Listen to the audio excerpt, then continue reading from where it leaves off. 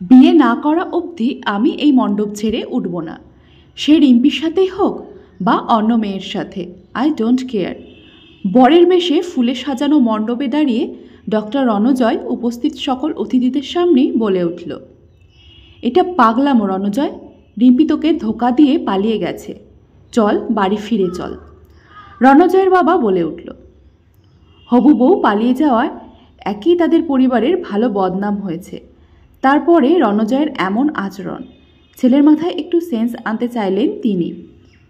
না, আমি বিয়ে করে তবেই এই মণ্ডপ ছাড়ব, অন্য কোনো মেয়েকে খুঁজে আনো, নাছোড়বান্দা রণজয় বলল।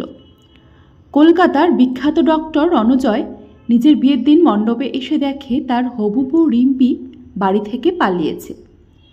রিম্পি যা করেছে তার কোনো ক্ষমা হয় না।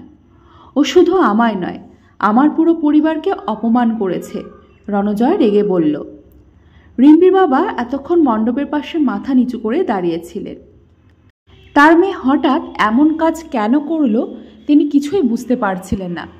তবে এখন অবস্থা বেগতিক দেখে বলে উঠলেন, আমি এক মেয়েকে চিনি, খুব ভালো মেয়ে, আপনারা চাইলে আমি তাকে নিয়ে আসতে পারি। কে এই মেয়ে? রণজয়ের বাবা জিজ্ঞাসা করলেন। আমাদের কর্মচারীর মেয়ে, আমার বাড়িতেই এক প্রকার বড় হয়েছে, আমার মেয়ের মতোই, রিম্পির বাবা বলেন। কি বলছেন এসব? রণজয়ের বাবা চেঁচিয়ে ওঠেন। কিন্তু রণজয় ওনাকে থামিয়ে দেয়।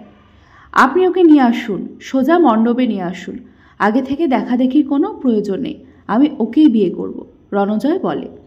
কিছুক্ষণ পরে শ্রী মণ্ডপে এলে উপস্থিত সকল গেস্ট অবাক হয়ে যায়। শ্রীয়ের মুখ থেকে কেউ চোখই সরাতে পারছিলেন না। বিয়ের লাল শাড়ি পরেছে সে, মুখে মেকআপের আর কোনো সময় হয়নি, তবু তার অসামান্য রূপ সকলে দেখে মুগ্ধ হয়ে গিয়েছিল। সে যে একজন কাজের লোকের মেয়ে, কেউ এটা বিশ্বাসই করতে পারছিলেন না।